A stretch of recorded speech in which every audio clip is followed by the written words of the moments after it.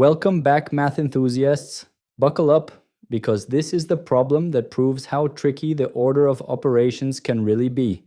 Here it is. What is 72 divided by 12 times 3 plus 1 inside parenthesis squared? Let's remember the rules.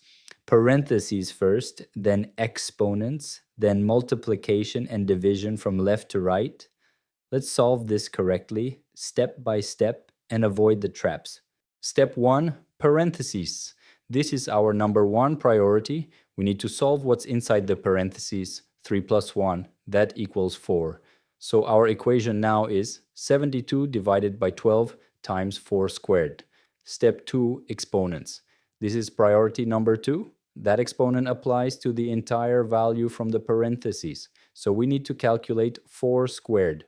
4 squared is 16. So now our equation is 72 divided by 12 times 16. Notice I've replaced the implied multiplication with an explicit multiplication sign. This makes the next step much clearer.